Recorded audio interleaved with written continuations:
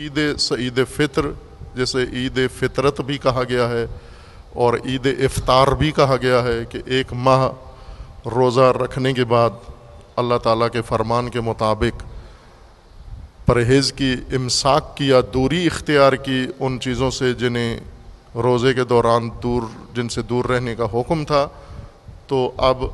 جب اجازت ملی ہے اس بندگی کے بعد افطار کی تو اس کو عید فطر اور جشن فطر کا نام دیا گیا ہے۔ روزے شکر گزاری بھی ہے اس توفیق پر جو ایک ماہ اللہ نے عنایت فرمائی ہے۔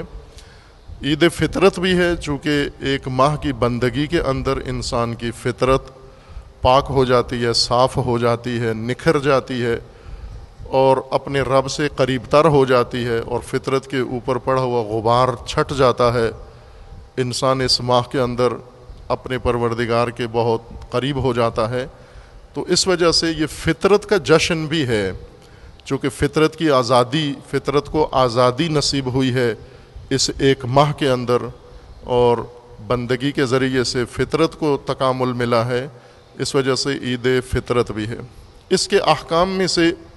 جو واجب ایک عمل ہے، ایک تو خود عید ہے کہ جس کے متعلق عرض کیا تھا کہ فقہی اس طرح کا پیچیدگی پائی جاتی ہے۔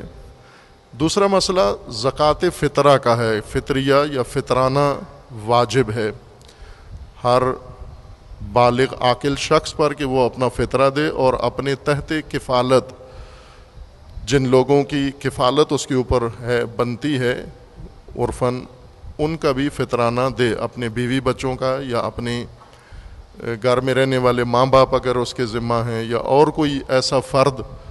رشتہ دار یا غیر رشتہ دار جو اس کی کفالت میں ہے، گھر میں کام کاج کے لیے اگر کوئی رکھا ہوا ہے اور اس کی کفالت بھی اس کے ذمے ہے، نان نفقہ اس کے ذمے ہے، اس کے خرچ اخراجات اس مومن کے ذمے ہیں، تو ان سب کا فطرانہ دینا لازم ہے۔ یا وہ مہمان جو اس کے عیال میں سے شمار ہوتا ہے، صرف مہمان ہونا کافی نہیں ہے، بلکہ مومنین یہ ایک احتیاط بھی کرتے ہیں کہ شب عید کسی کے گھر نہیں جاتے، یا کوئی پسند نہیں کرتا کہ ہمارے گھر میں کوئی مہمان آئے چونکہ اس کا فطرہ ہم پر واجب ہو جائے گا، نہیں ہوتا۔ وہ مہمان جو ویسے ملنے آیا ہے آپ کو، آپ کے عیال شمار نہیں ہوتا، تو اس کا فطرہ آپ پر واجب نہیں ہے، وہ افطار سے پہلے آئے یا افطار کے بعد آئے، جس طرح معمول کے اڑوس پڑوس کے لوگ ہوتے ہیں۔ کئی جگہ دیکھا ہے مومنین کو کہ اپنے ہمسائی میں نہیں جاتے عید کی شام کو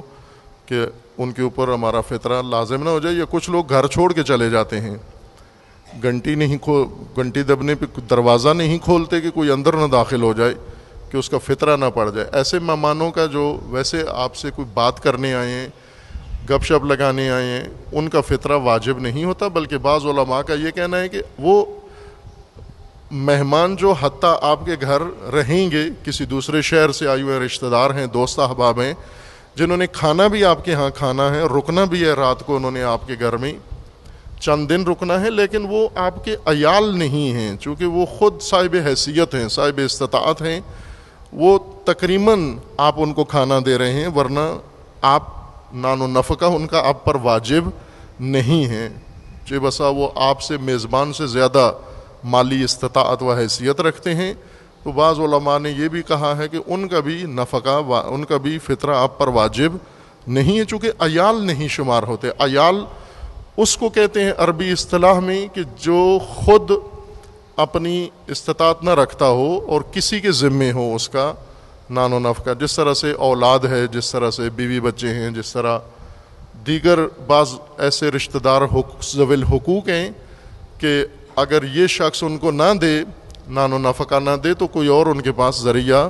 نہیں ہے، وہ عیال شمار ہوتے ہیں انسان کے، لہٰذا انہوں نے ثروت مند مہمانوں کو استثناء کیا۔